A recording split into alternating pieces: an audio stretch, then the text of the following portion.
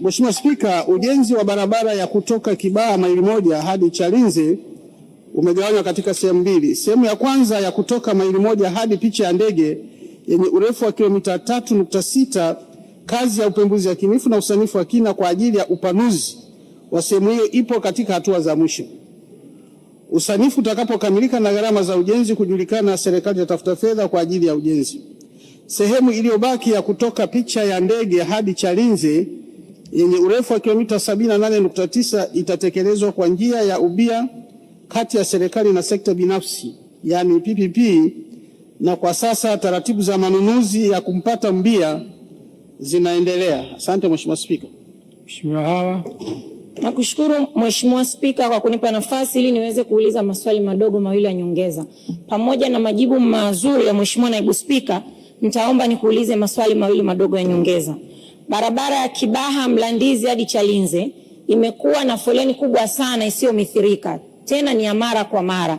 Je, ni upi mkakati wa muda mfupi wa serikali kuhakikisha tunamaliza kadhia hiyo ya foleni?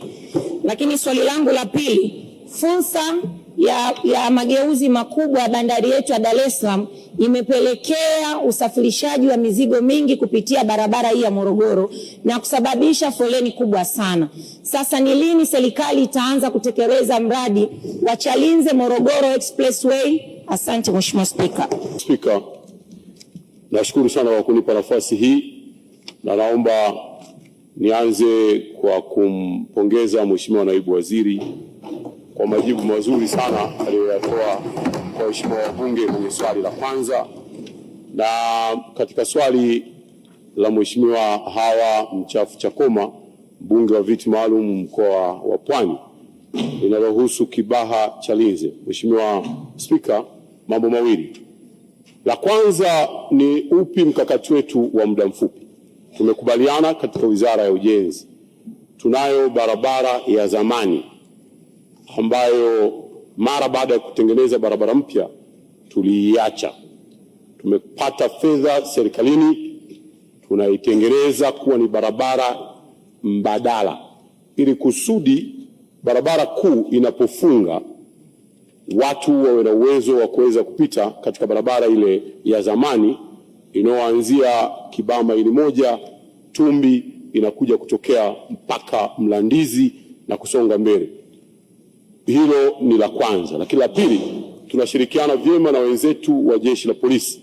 Tumeweka vikosi maalum kabisa, sababu barabara hii changamoto yake kubwa ni gari zinapoharibika basi zinaleta msongamano mkubwa. Kwa hivyo vikosi vyetu vya TANROADS na polisi vinashirikiana kwa pamoja, na hivi sasa kila linapotokea tatizo la namna hiyo, mara moja vikosi vile vinafanyia kazi na kuondoa lile gari lililoharibika na hatimaye kuruhusu barabara kuweza kupita. Jambo la pili ni lini tutafanya sasa kazi ile ya Kibaha Chalinze Morogoro Expressway. Mheshimiwa Spika, tunashukuru sana kwa miongozo mikubwa na mizuri ya Mheshimiwa Rais Daktari Samia Suluhu Hassan. Hivi ninavyokuambia, tulichelewa. Hatua ya kwanza ni kwa sababu ya mkandarasi ambaye tuliingia naye katika mazungumzo, terms zake zilionekana kuwa hazina maslahi mapana na taifa letu, na kwa hivyo tumetangaza upya, na habari njema, tumepata mpaka mashirika yetu ya ndani ikiwemo NSSF, TPA walioonyesha nia ya kuingia katika mradi huu mkubwa wa kielelezo na wa kimkakati.